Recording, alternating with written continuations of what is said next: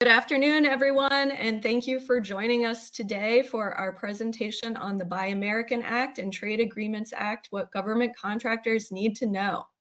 I'm Jackie Unger, and I'm glad to be joined today by my colleague, Abby Finan. So if we can go to the next slide.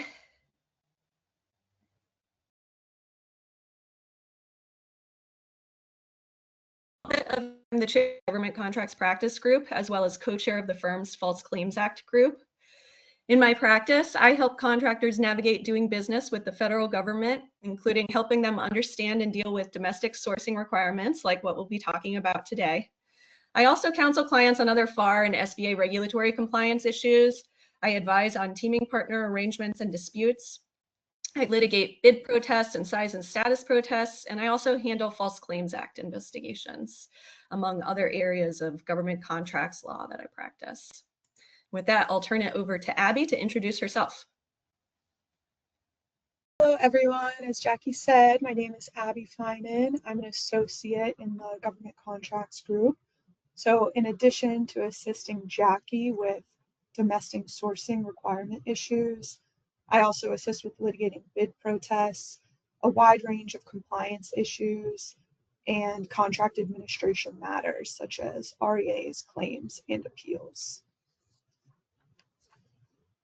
All right, so here's a little overview of our firm. If you're not already familiar with us, we at PilieroMazza serve as a strategic partner to our clients, not only in the government contract space, but also in the areas of business and transactions, labor and employment, litigation and dispute resolution, and construction.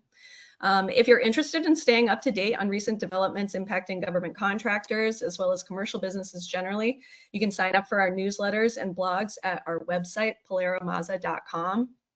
I do want to note, as you're looking over this information, that this webinar is for general informational purposes only and does not constitute legal advice or give rise to an attorney-client relationship.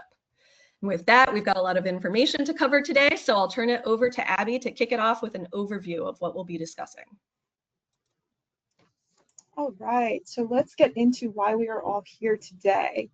What will we be covering during this webinar? So before we dive into the substance, I want to provide a brief overview of what we'll be discussing today.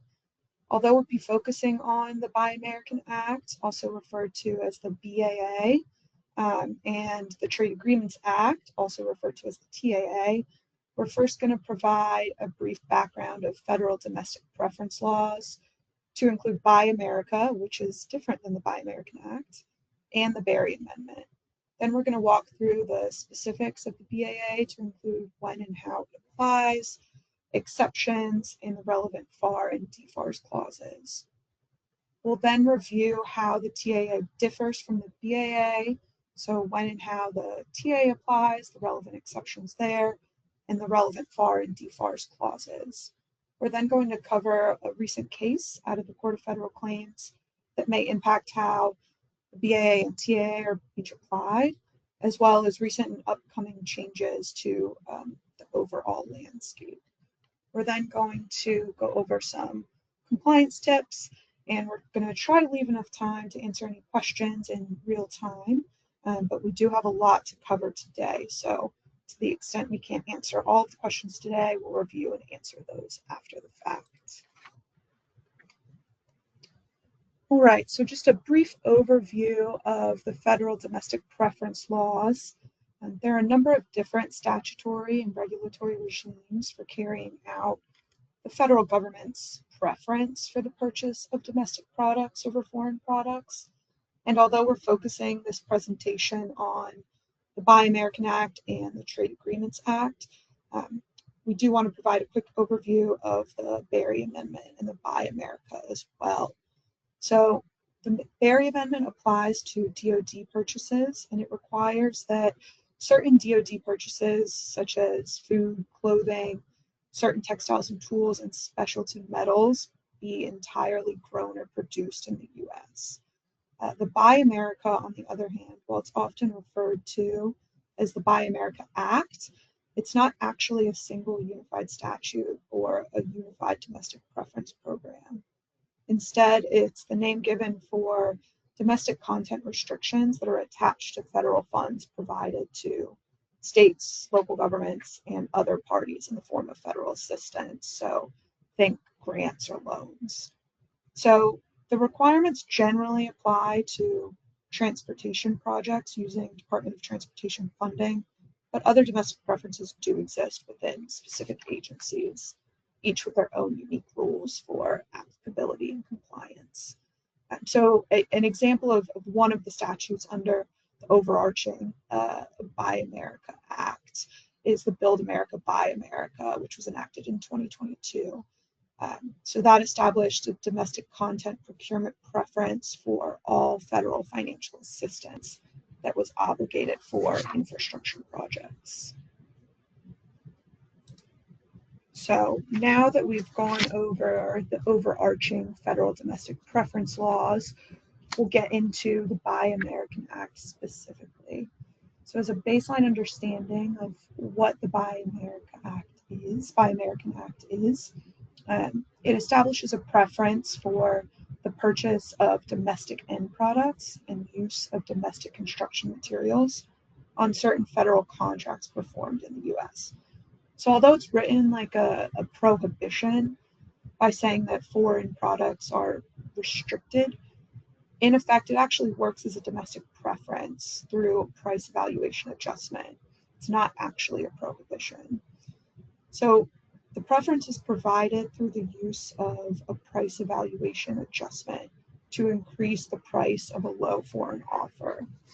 So for example, if it's a civilian agency procurement and the low offer is for foreign end products, that low foreign offer will be increased by 20% if the lowest offer for domestic end products is a large business, or 30% if the lowest domestic offer is a small business. And don't worry, we will get into more detail as to what a domestic end product entails in later slides. But then for a DoD acquisition, that price adjustment increases. So rather than a 20% and a 30% price adjustment, a 50% price adjustment will be applied to the lowest price foreign offer, regardless of whether the domestic offer is a large business or a small business. It's important to note that the price adjustment is only for purposes of the price evaluation and determining the awardee. The award is actually made at the proposed price, not at the increased evaluated price. So again, it's just a price evaluation adjustment. It doesn't actually increase the overall price.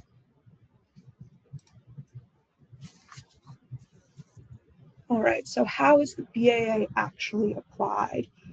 BAA applicability depends on the type and the value of the contract.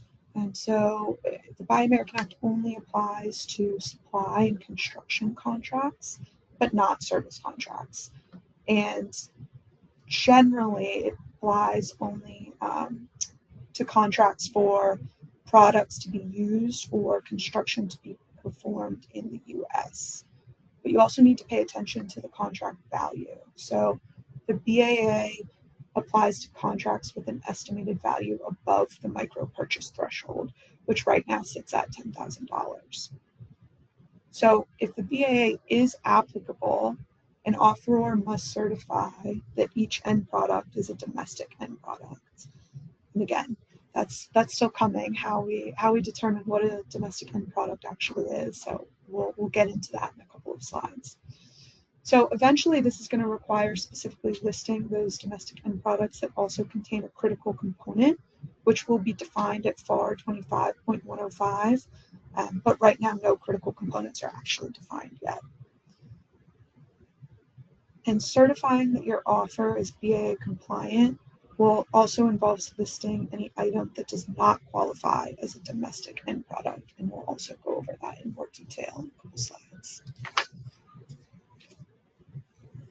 Yeah, and the one thing that I would add there is that BAA applies to supply and construction contracts, but not service contracts. If you have a mixed contract that is a service contract, but it has a supply component, then BAA will apply to the supply component of that contract if that component, the supply component, is over the micro-purchase threshold. So even if it's a mixed contract, there is still the potential for BAA to apply to the supply aspect of the contract. So next, we're going to talk about the rules for determining whether a product qualifies as a domestic end product. And here we have different tests that apply depending on whether the product that we're dealing with is manufactured or non-manufactured. So first, starting off with non-manufactured products, to qualify as a domestic end product, the product must be mined or produced in the US to be domestic. For manufactured products, we've got a two-part test to determine whether they qualify as a domestic end product. The first part is that the end item must be manufactured in the US. That is necessary, not sufficient, with some exceptions. So the end product itself does have to be manufactured in the US in all circumstances. The second part of the test is that the cost of the components that are manufactured in the US must exceed 65% of the cost of all of the end product's components. So this threshold increased from 55% in rule changes that were implemented in 2022. And the amount will also increase to 75% starting with products that are delivered as of January 1st, 2029. So this means that the domestic component threshold could change over the course of a contract if the period of performance for a contract spans from 2028 to 2029. So for products that would be delivered in 2028, they would be subject to that 65% threshold, while products that are going to be delivered in 2029 or thereafter would be subject to the 75% threshold. It is possible to get an exception and have the lower threshold apply to the whole contract, but that's something to keep in mind as we're moving towards that 2029 timeframe where the threshold is going to increase again, to pay attention to your period of performance, and you need to be looking at that higher threshold and looking at your supply chain and where your components are coming from, because part of your performance may be subject to the higher threshold rather than the current 65%. Then we also have a different threshold for products that consist wholly or predominantly of iron and steel, which means at least 50% made of iron and or steel. Those are subject to a 95% domestic content requirement. So only 5% foreign iron and steel are required for products that have a total of at least 50% iron and steel. One more thing I wanted to point out here is that currently there is a fallback threshold. This was created again in the 2022 changes to how the BAA is implemented in the FAR. So this fallback threshold is for products that meet the older 55% domestic content threshold, but not the current 65% threshold. In those circumstances, if the agency determines there are no end products that meet the current higher domestic content threshold, or that those products are unreasonably expensive, the agency can treat offers that meet the 55% domestic content threshold as domestic products. And this fallback threshold remains in place until 2030, and then it will go away. So the point of using this threshold, the fallback threshold, is to balance the needs of smaller suppliers in adjusting their supply chains while rewarding industry-leading suppliers who adopt the higher content level. So they're trying to encourage moving towards the higher content, but for those suppliers who are having a harder time doing that, they have some runway still where if it's not possible to get to that higher threshold, they may still be able to be considered domestic end products at the 55% mark. It still should be aiming towards 65%, and then as of 2029, 75%.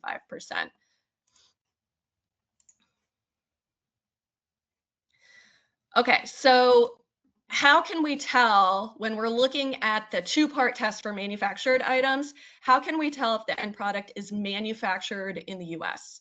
So unfortunately, there's no clear statutory or regulatory definition of manufacturing under the Buy American Act.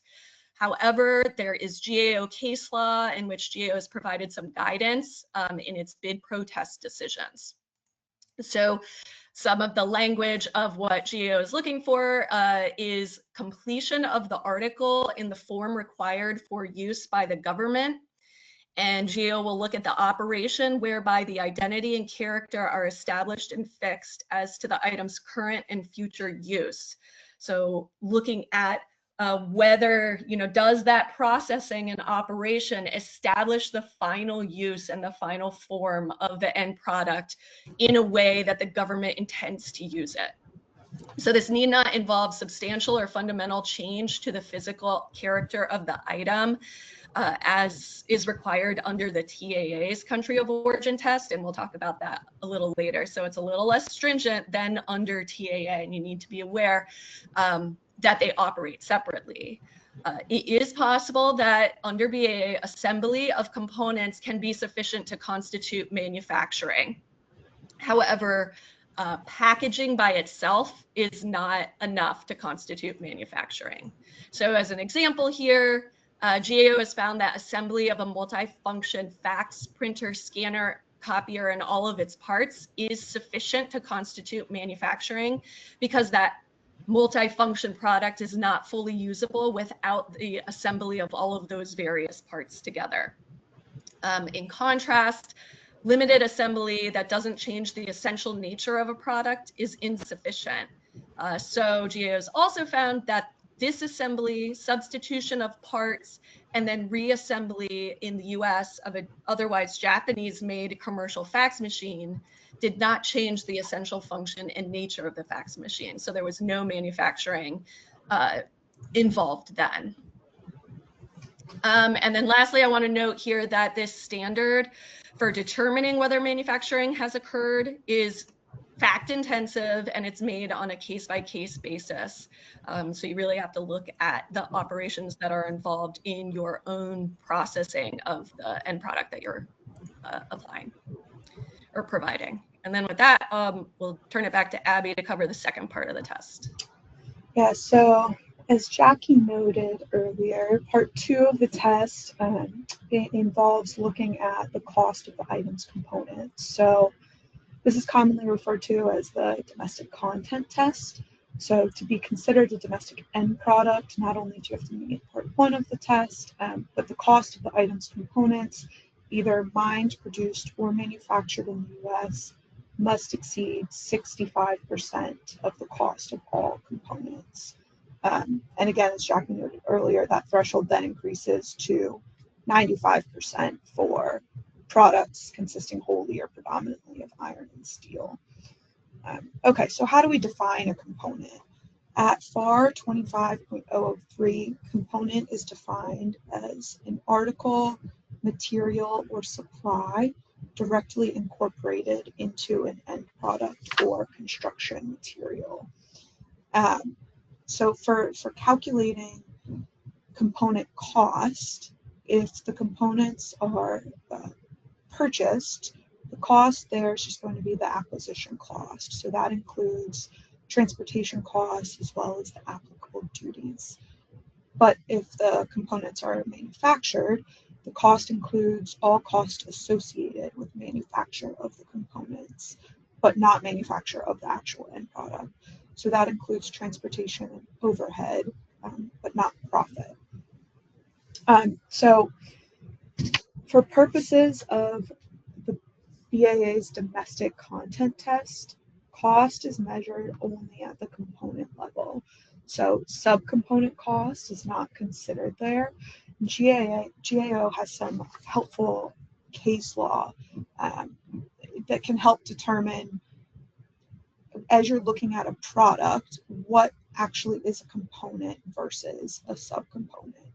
So a good example is that GAO held that a tool kit, not the individual tools, was the end product. So in looking at a full tool kit, if the kit itself was the end product, then the individual tools were the components, and only 55%, which was the requirement at the time, but now 65%, of the individual tools needed to be domestic.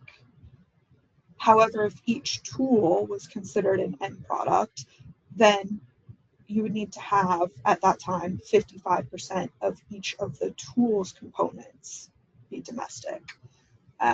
So defining components in this way gives contractors a little bit of flexibility in how they define their product's components in a way that can help maximize the likelihood of qualifying as a domestic end product.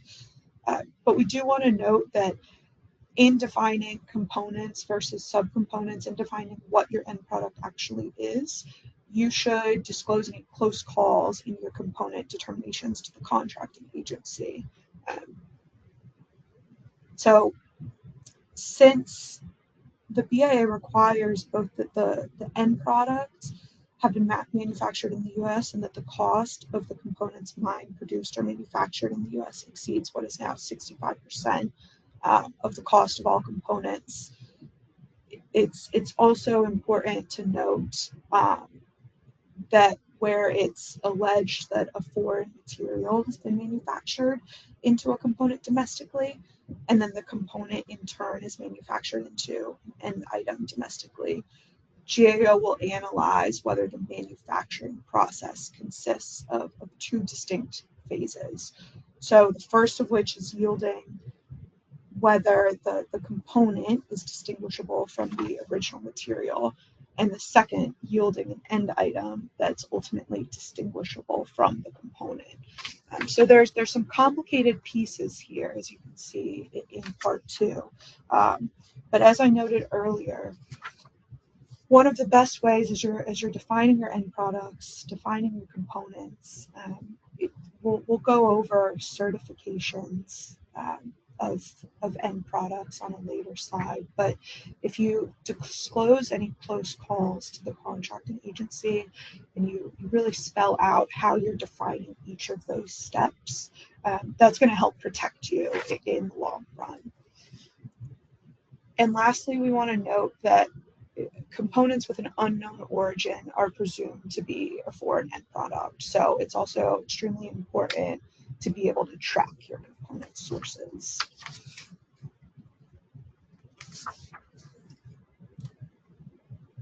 All right, next we're going to move into commercially available off-the-shelf items. So these are commonly referred to as COTS items.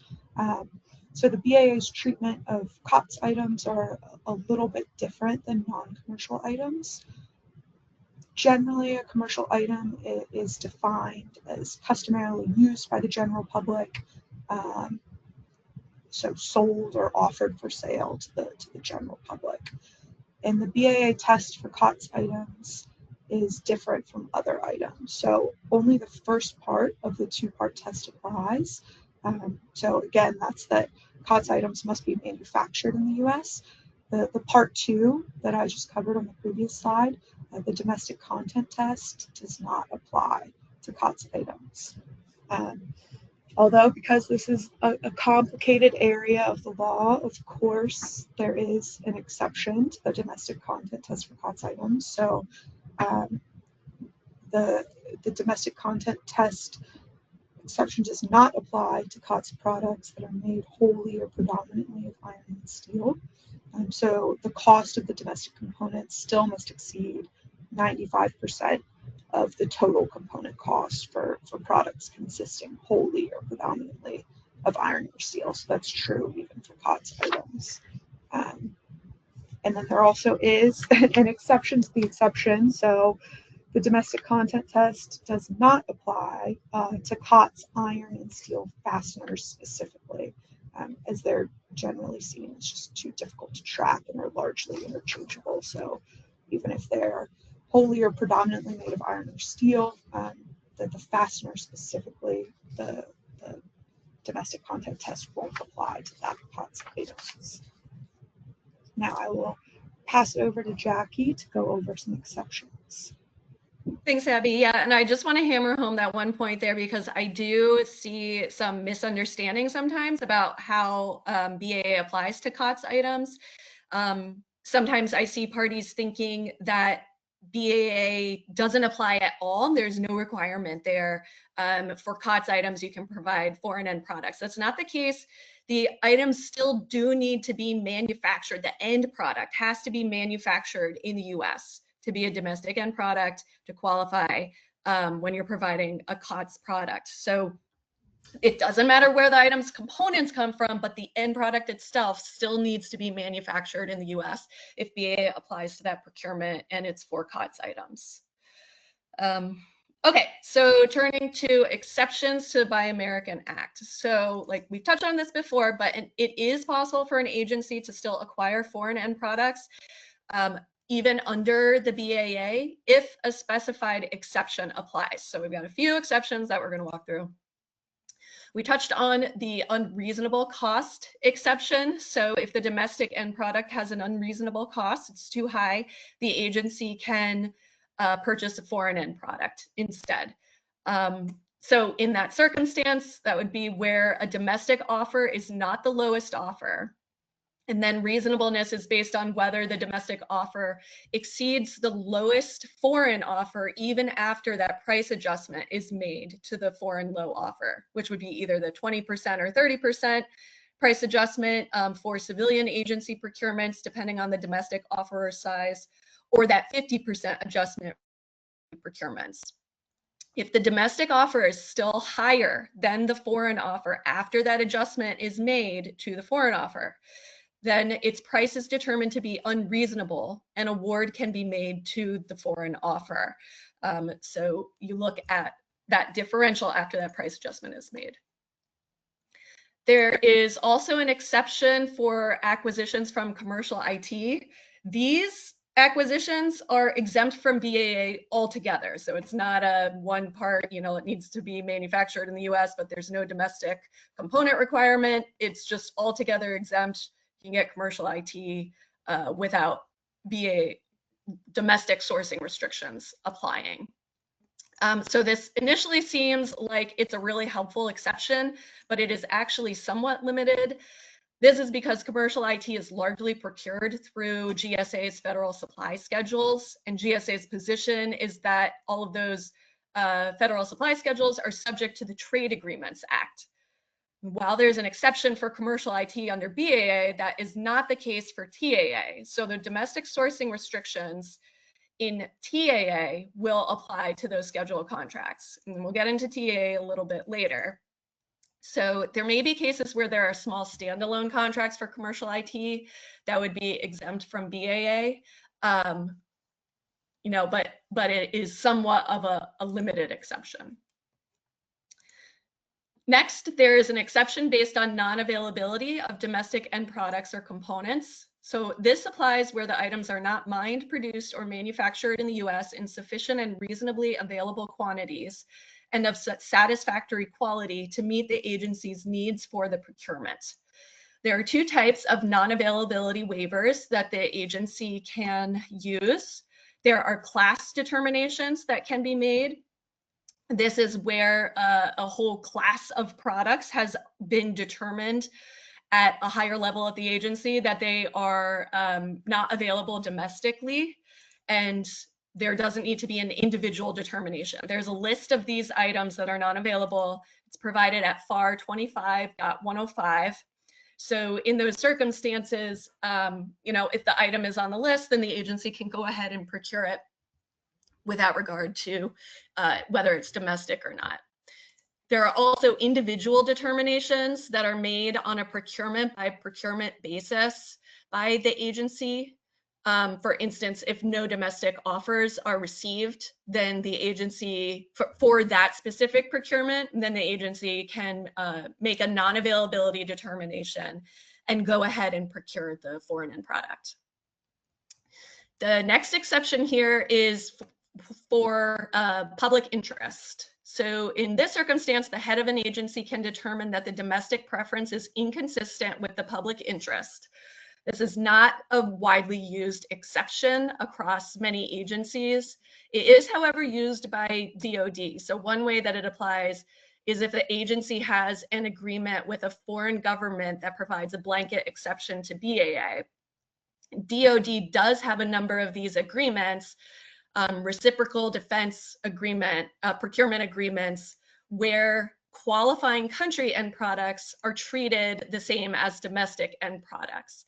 Those are like effectively free trade agreements for the defense sector only. So For DoD procurements, then, by invoking this public interest waiver with those agreements, that allows on DoD procurements to provide domestic end products or qualifying country end products, so that those are treated the same as domestic end products. The list of qualifying country end products, I think there's about 28. It was last updated in 2022 when Lithuania was added, although there are some other countries that are being considered right now that I'll touch on later. The last exception is for products for commissary resale. This exception applies to items purchased by the contracting agency for resale at military bases. And then last here, I wanted to touch on the waiver process. So specifically for non-availability waivers, these are approved by the agencies, but then submitted to the Made in America office for review for consistency with policy.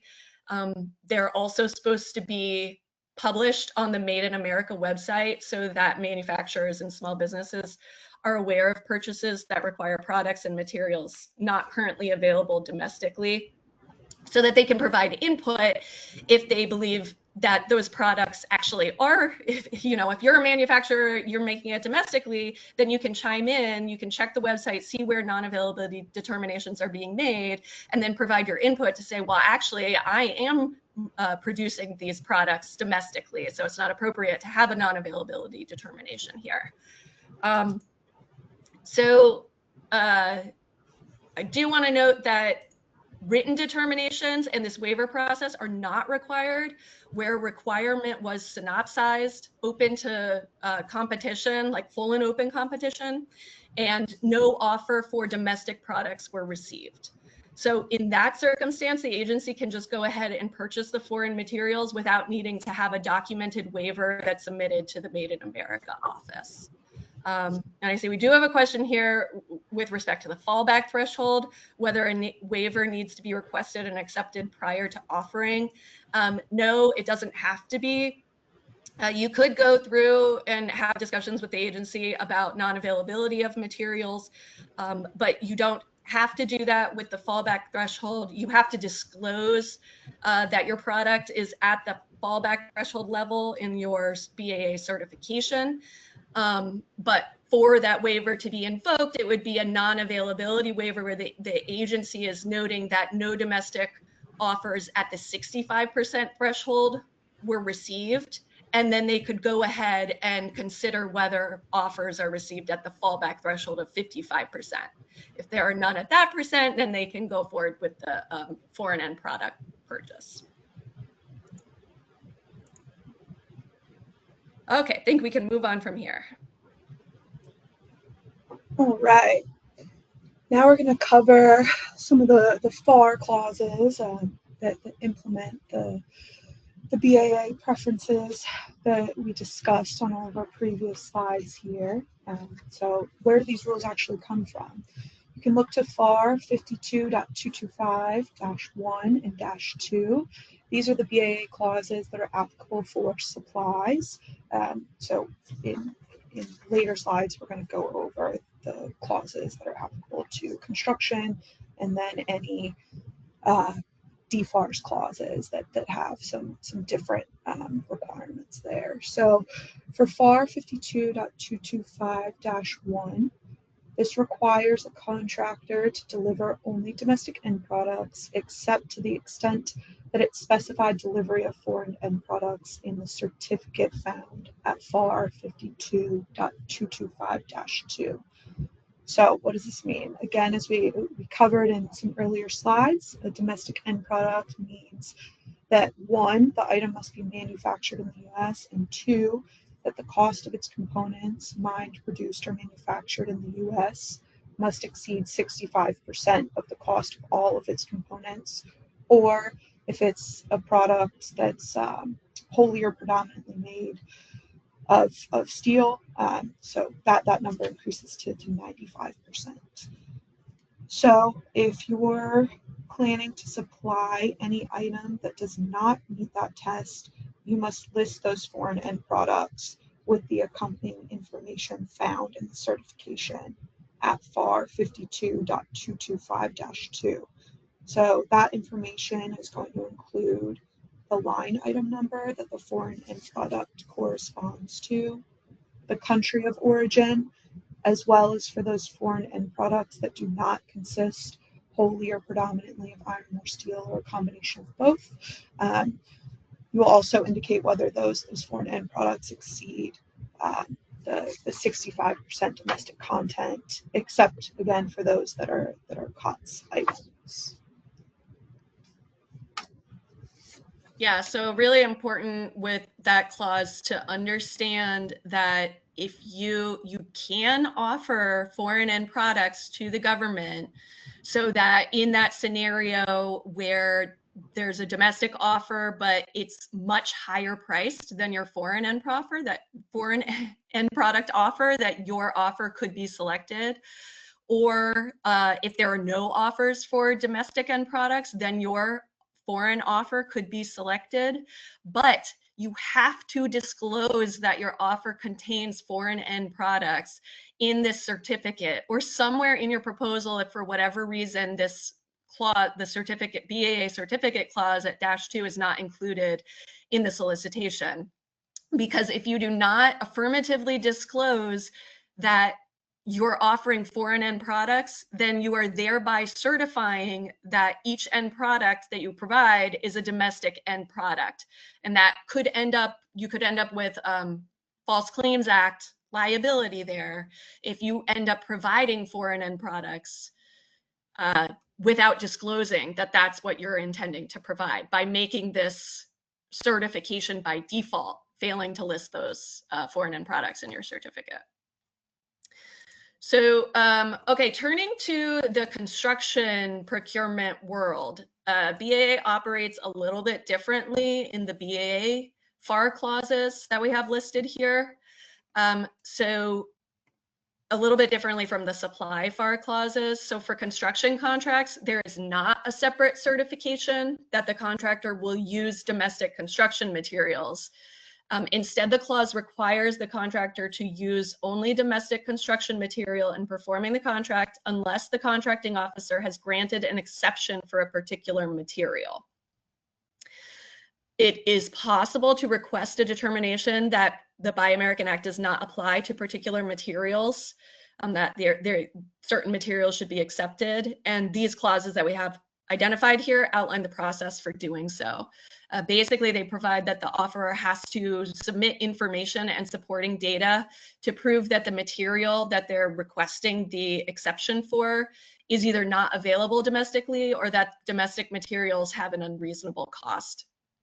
So the contractor, to get this exception, generally needs to provide market research data to support the request to show, okay, well, what are the comparable domestic material costs versus the foreign material costs that the contractor wants to use.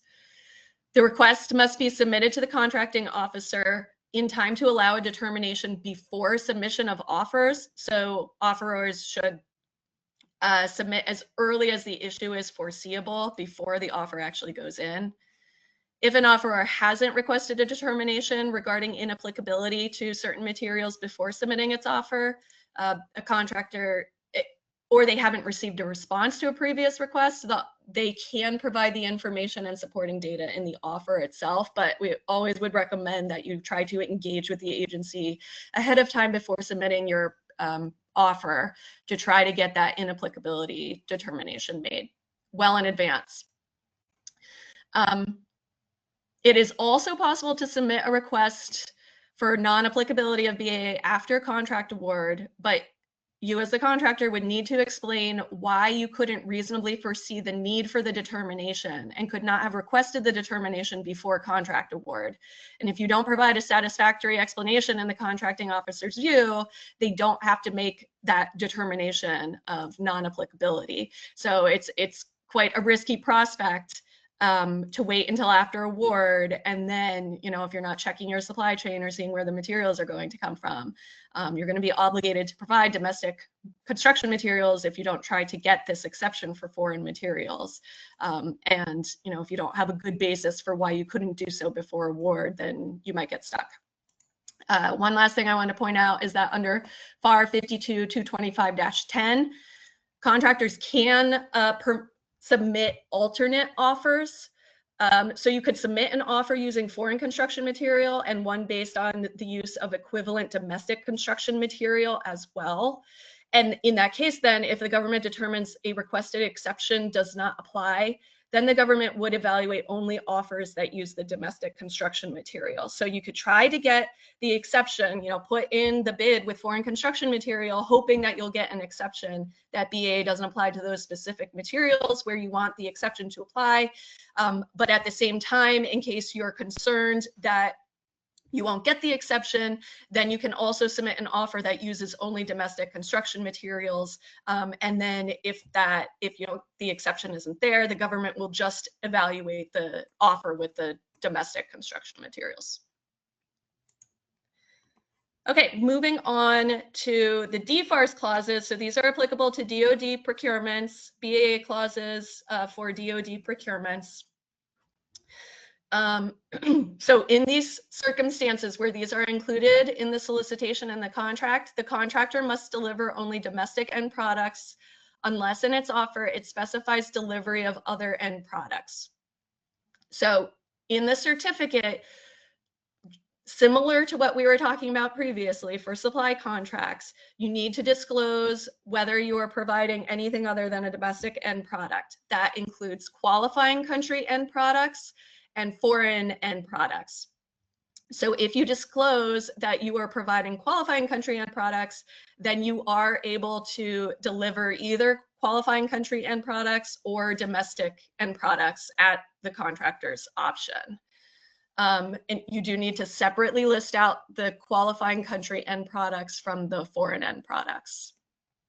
And again, any end products that are not listed are certified by default to be domestic end products. So we've got DFARS 225.872-1A lists qualifying countries. So if you're interested in seeing what those are, you can go to that DFARS provision to see them. Okay, now we're going to switch over and talk about the Trade Agreements Act. So free trade agreements, their purpose is to guarantee non-discrimination in government procurement among signatory countries.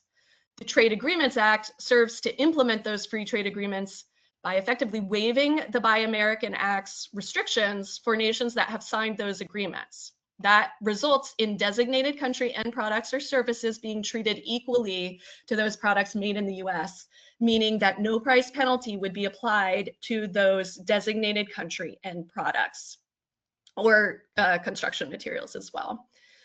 So the TAA applies to federal acquisitions for supplies, construction, and service contracts when the estimated value, which is based on the total contract value, including options, meets or exceeds the applicable thresholds. There are different thresholds that apply for different free trade agreements. These are listed in FAR 25.400. And the thresholds are updated every 2 years, with the latest update being in January of 2024. So, the different treatment for end products from a given country that there's a free trade agreement with, that non-discriminatory treatment will kick in based on the value of the contract and whether it meets the threshold that's identified in the FAR. The key threshold that we're generally concerned with is the WTO GPA Government Procurement Agreement, World Trade Organization Government Procurement Agreement. That threshold for supply or service contracts is $174,000, very low, which means that the TAA for supply contracts kicks in and service contracts kicks in quite low and is going to apply to a lot of different procurements. The threshold for construction contracts is $6.708 million. One important consideration, though, for DoD procurements is that TAA only applies to contracts for certain end products that are listed in this DFARS clause here. It applies only to certain product service groups that are identified in the FAR. So if the product that's being procured is not in that list and it's a DoD procurement, then that means the Trade Agreements Act won't apply. It's still possible that the Buy American Act would apply, but not the Trade Agreements Act. So you should be looking at, depending on your supply chain, you might want to have a conversation with the contracting officer if you want to try to gear them one way or another about whether TAA applies or not, looking at those product service groups and whether you think that the supplies that are being called for fall into one of those groups or not. Okay, so excuse me. Unlike the Buy American Act, the Trade Agreement Act prohibits the purchase of end products or services from non-designated countries, regardless of the price difference, once the WTO GPA threshold is reached. So at that time, it doesn't matter at all what the price difference is between foreign end products from non-designated countries and domestic end products. You just can't get those non-designated country. The agency is not allowed to get those non-designated country end products at all unless an exception applies. So designated countries are defined in the FAR, and they include the WTO Government Procurement Agreement signatory countries, countries that have a free trade agreement with the US, certain least developed countries, and Caribbean basic countries. And we've identified here that some notable non-designated countries are China, India, and Turkey. So again, okay, so when TAA applies, you can still offer non-designated country end products, but you have to disclose those products in your offer, and doing so will likely render those products ineligible unless a basis for a waiver exists, like non-availability of US-made or designated country end products. So with that understanding of how certain trade agreements can effectively waive BAA requirements, let's turn to the tests, the country of origin test for TAA. All right, so as Jackie said, now that we have a baseline understanding of how TAA kicks in, how do we tackle determining where an end product or service is from, as the rule differs slightly from the BAA. So under the TAA, the test for determining the country of origin differs depending on whether the contract calls for services or products. So for services, it's a little bit more straightforward. The country of origin is where the firm providing the service is established, so where it's incorporated or headquartered. It's not where the service is actually being performed or provided.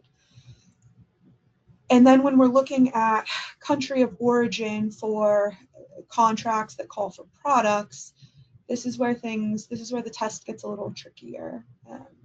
As Jackie alluded to earlier when we were discussing part one of the BAA country of origin test, she stated that the rule there was a little less stringent than the substantial transformation test. So now we're going to talk about what the substantial transformation test actually is for the TAA.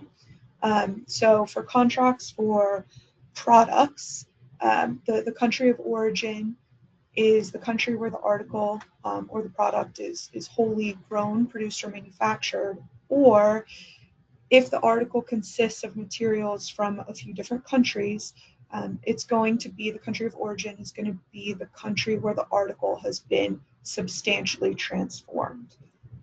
So what does this actually mean? How is it applied? It's a fact-specific analysis that's going to be based on the totality of the circumstances, and it's applied on a line item by line item basis. So the determinative issue here is the extent of the operations that are performed and whether individual parts lose their identity and become a piece or an integral part of a new article.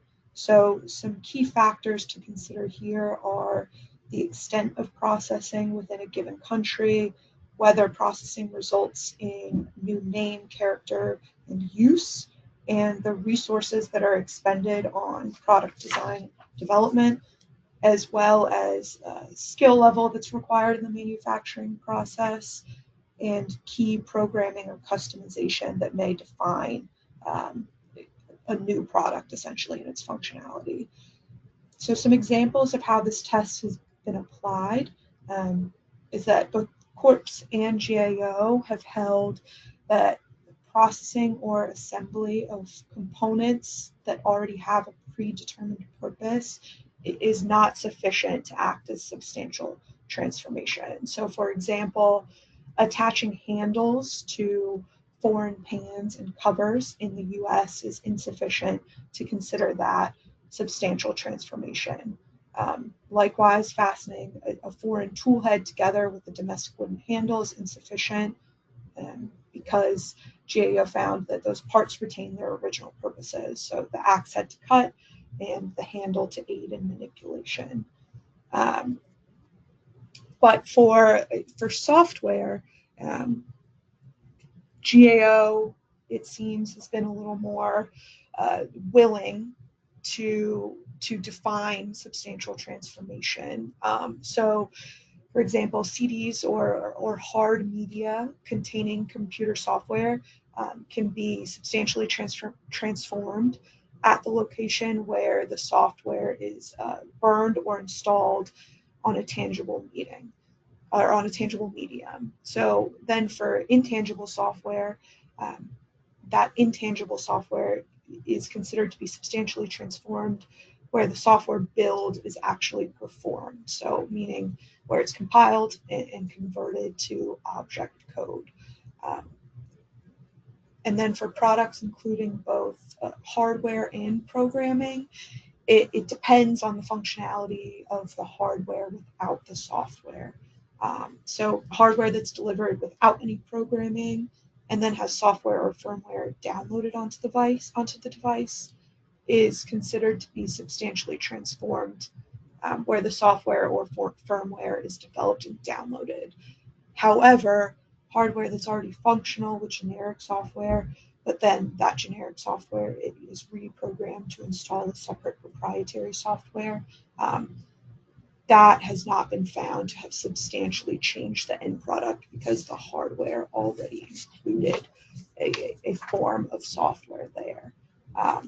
So again, it has to do, all of that has to do with the extent of processing within a given country. So essentially, the more complicated the nature of the changes are, it seems that both GAO and the courts have been more willing to say that an item has been substantially transformed versus, again, just piecing together an axe head to the handle because those pieces retained their original purpose. The new item itself had not been found to be substantially transformed. So it's a bit of a complicated test there, and as we stated earlier, it's pretty stringent and is incredibly fact specific. So that's going to be, analyzed on a very case by case specific basis and can be applied line item by line item. So now we're going to get to some exceptions to the TAA. We just want to note up front that even if there is an exception to the TAA, the BAA may still apply. So an example of this is our first bullet point here, small business set-asides.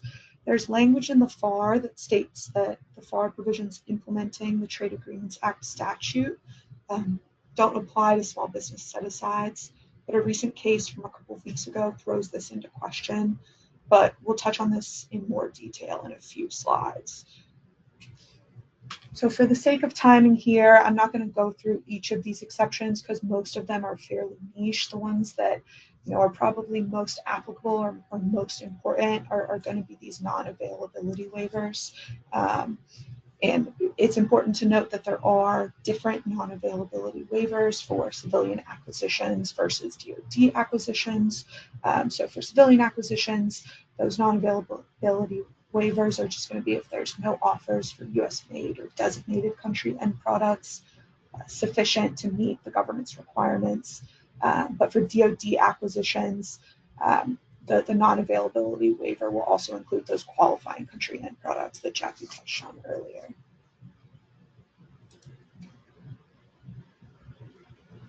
Okay, I'm going to step through some of the major TAA FAR clauses. I'll try to get through these relatively quickly. So FAR 52, 225-3 and -4, these are less common. These would apply when there are certain free trade agreements that apply, but not the WTO GPA. So in this circumstance, the contractor needs to identify in the accompanying certificate any free trade agreement end products and any other foreign end products that they're offering. The contractor is able to deliver either domestic end products or foreign end products that are from a free trade agreement country without needing a waiver when these ones apply. But you still need to disclose when they are, when you're intending to provide those ones. Okay, so moving on, this one is the much more common FAR clause. This applies and is used when the WTO GPA threshold is reached. When this clause is included in the solicitation and contract, the contractor must deliver only US made or designated country end products, except to the extent that it specifies delivery of other end products in the trade agreement certificate. So then you need to identify the non-designated country end products that you're intending to supply, and a waiver would be needed in order to be able to supply them. I do want to note that this does allow, under this clause, you can provide designated country end products, so those are substantially transformed in a designated country, or US made end products, which is defined to mean that the article is mined, produced, or manufactured in the United States or substantially transformed in the United States. This is different from the domestic end product definition because there's no domestic component requirement. So when this TAA clause applies, you can provide products that are manufactured in the US without regard to where their components are from, or you can deliver products that are wholly made or substantially transformed in designated countries. Okay, so next, these are the TAA clauses that should be included for construction contracts that are subject to trade agreements. When these apply, the contractor needs to use only domestic or designated country construction materials, unless there's been an exception agreed to by the contracting officer. And so you would go through a similar process that's outlined in these FAR clauses to request that determination of inapplicability, similar to what I discussed under the BAA clauses. So we can skip forward to the next one. And then here we have the DFARS clauses. So again, under when it's a DoD procurement, you can provide qualifying country end products. So when trade agreements apply, you can deliver either US made, qualifying country, or designated country end products, unless you specify in the certificate that you're offering non-designated country end products, and there's a basis for a waiver like non-availability, or there's a national interest waiver. So you need to make sure that you are listing any non-designated country end products. Okay, so we'll probably go a couple minutes over here because we want to get to our compliance tips. I did want to touch on a couple recent upcoming changes. So we wanted to note that the latest regulatory changes were in 2024 when DoD issued a final rule that basically updated the DFARS clauses to align with the FAR changes, basically for the domestic content threshold, and similar changes there. So those were made in 2024. Earlier this year, the FAR was amended to reduce the number of items on the non-availability list to remove a presumption of non-availability for many products. This is to encourage agencies to conduct further market research to see if there are domestically available items, rather than just picking off the list that the items are not domestically available. Let's see, in terms of upcoming changes that are on the horizon, first, DoD is considering reciprocal defense procurement agreements with India, Brazil, and South Korea. No decision has been made on those yet. They've been under consideration for some time now, but if DoD goes forward with that, then those countries will become qualifying countries, and their products would be entitled to non-discriminatory treatment. And then lastly, the FAR Council is considering an enhanced price preference for critical items, which will be eventually listed at FAR 25-105.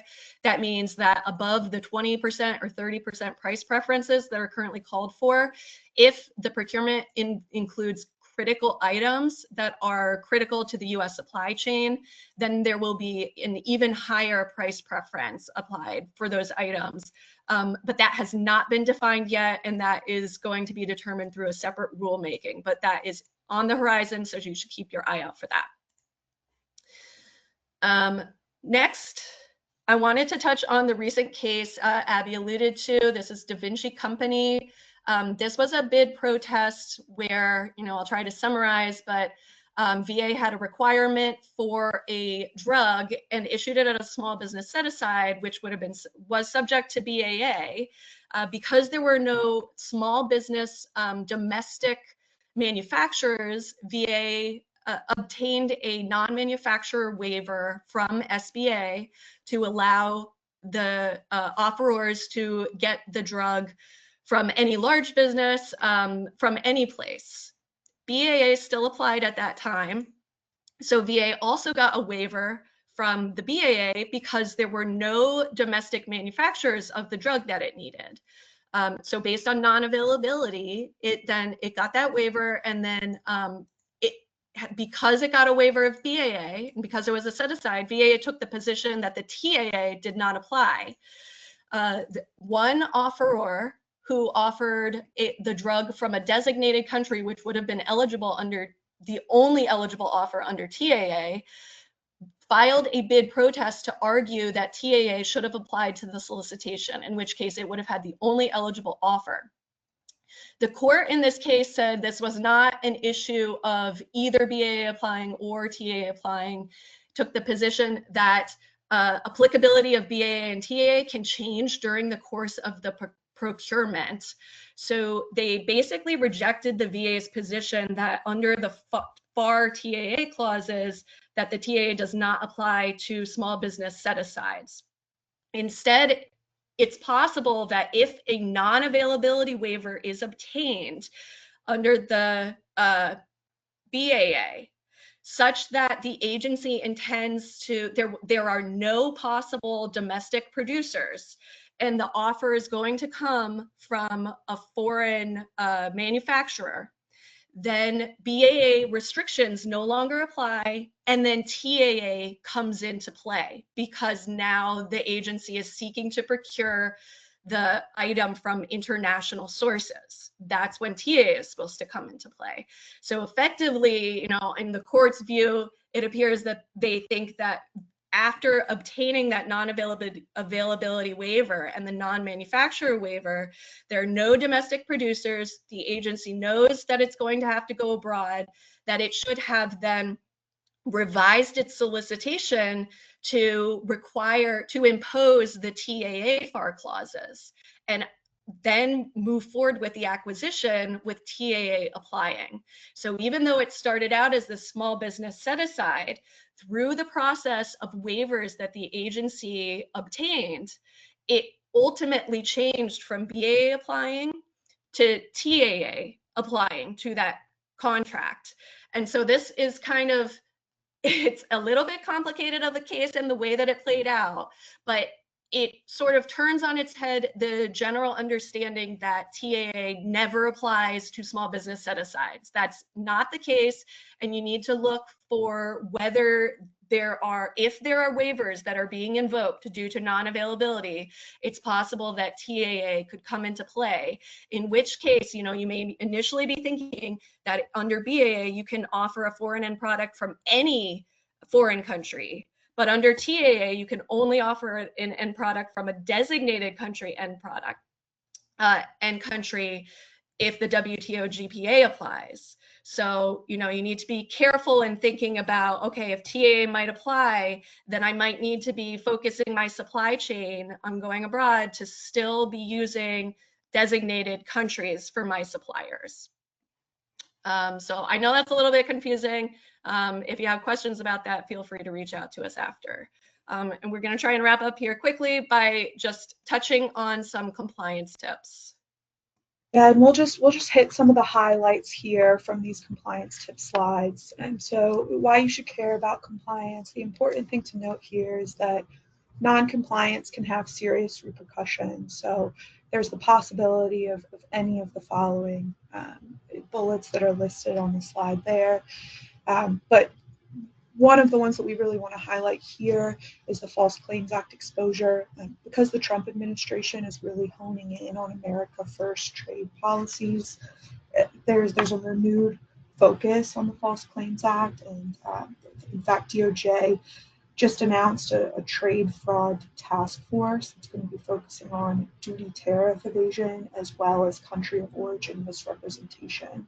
So as we noted on earlier slides, when a certification of either BAA or TAA is required in the contract or in the solicitation, as you're submitting that certification, if you don't disclose foreign end products or qualifying country end products, you're certifying by default that all of your end products there are going to be domestic. So it's something to really pay attention to as you're putting together your proposal or your quote documents. So at the solicitation stage, what do you need to do? Review your solicitations and contracts and make sure you understand which domestic sourcing requirements apply. Don't assume, however, that BAA or TAA don't apply just because the contract clause is omitted. As we saw in the Da Vinci case, if a contract or requirement is required by law, it's going to be read into the contract. And just because an agency has one opinion on whether BAA or TAA applies, that doesn't mean that that is, what actually applies. So pay close attention to what's included in the solicitation and raise any questions regarding the applicability of those clauses with your contracting officer. And then ultimately consider a pre-award protest if BAA, TAA clauses are improperly included or omitted. And then as we discussed earlier, making sure your certification is accurate is incredibly important. So just to highlight that again, unless you specifically list that the product is non-compliant with BAA or TAA, you are certifying that all products are compliant by default. But if you have any questions about country of origin and you think something might be a close call, CBP issues advisory rulings that are non-binding and final determinations on country of origin that are binding. So some compliance tips in terms of establishing and following. Can you go back a slide, Abby? I think we skipped forward one.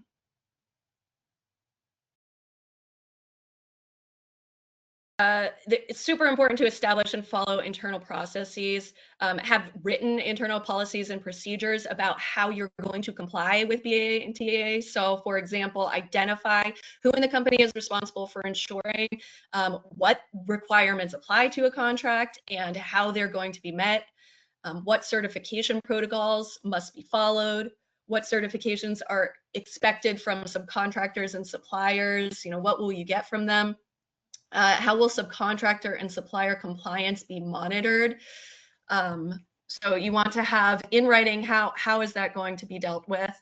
Train your employees to identify which laws apply and what exceptions apply, what waivers you need to get, what the process for those waivers is, and what the country of origin tests are, so that you are, in good faith, able to make a reasonable determination about whether your products qualify as domestic end products, foreign end products, qualifying country end products, designated country end products. And then make sure you're maintaining accurate written records of the origin of components and end products through your supply chain if you're the manufacturer, you need to know where those things come from. A little bit different if you're just the reseller. So we can go to the next slide where we're talking about prime sub relationships.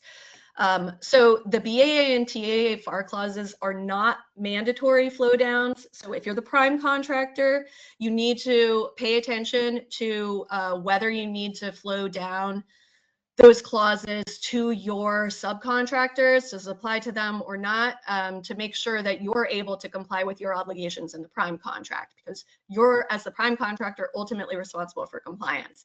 As a subcontractor, you don't want those to be flowed down unless you're actually supplying those products. You know, if it should apply to you. The applicability from a dollar threshold is determined at the prime contract level. It doesn't, not based on what the value of your subcontract is. Let's see, so best practices for primes when a flow down is necessary. You should obtain a certificate of compliance from your subcontractors, from your suppliers. So you want them to be certifying in writing what the country of origin is of their product, and that it's in compliance with the BAA or TAA, whatever applies to your prime contract and to them. How far do you need to go in investigating their compliance? It really depends on whether there are any red flags. Generally, as a reseller, if you get a written certification of compliance or of a country of origin, you don't have to do much more due diligence than that. You don't have to inspect your supplier's manufacturing process. You can rely on their certifications unless there is a red flag. If you become aware of a supplier's non-compliance or have credible evidence that would contradict the certifications they give you, you need to take action to become compliant. So think about, is there any reason to doubt your sub-certification? If so, don't just ignore it, because then you could be on the hook for False Claims Act liability.